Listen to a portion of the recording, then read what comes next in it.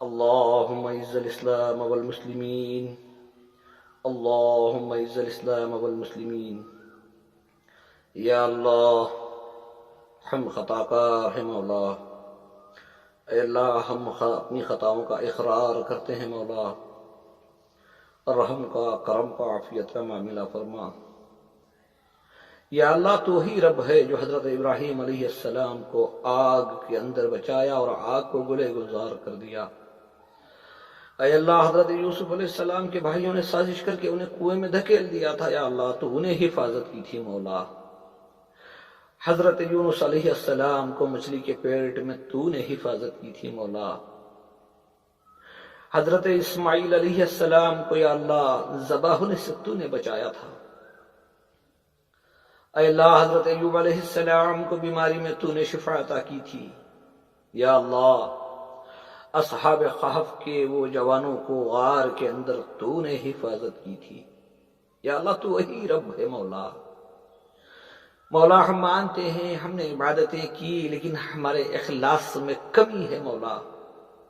ہم نے خطائیں کی ہیں مولا، ہم نے توبہ نہیں کیا ہے، لیکن اللہ ہم اقرار کرتے ہیں تیرے حبیب کی امت بہت پریشان ہے مولا، بہت پریشان.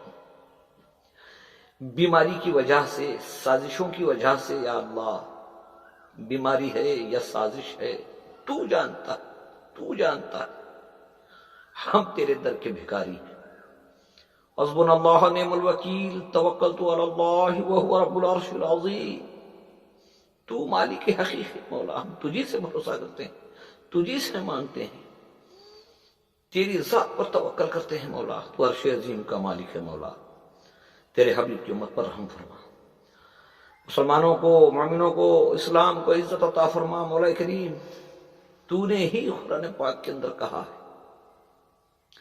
انہم یکیدون کیدا واکید کیدا فمہل الکافرین امہلہم رویدا. یا اللہ، تجھے تیری باتوں کا واسطہ مولا، امت کے حال پر رحم فرما.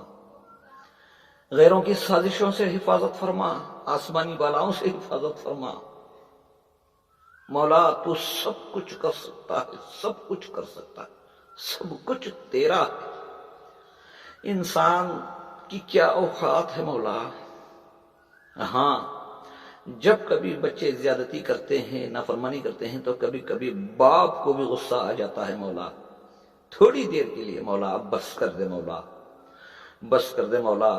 تجھے تیرے پیارے پاک ناموں کا واسطہ، تجھے انبیاء، صدیقین، شہداء، صالحین کا واسطہ، خصوصاً حضرت محمد مصطفیٰ صلی اللہ علیہ وسلم کا واسطہ مولا.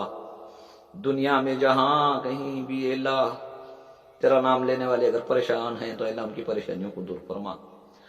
یا اللہ، جو لوگ تیرا نام لینے والوں کو ستانے کی سازشیں کر رہے ہیں تو اے اللہ ان کی سازشوں کو تو دیکھ رہا ہے مولا. تو رحم فرما، کرم فرما. تو نے ہی کہا ہے لا یکلف اللہ نفسا الا وسعها، کسی کو اس کی طاقت سے زیادہ بوجھ نہیں دیتا. تو یا اللہ، ہم سے دیکھا نہیں جا رہا، ہم سے سنا نہیں جا رہا مولا کریم.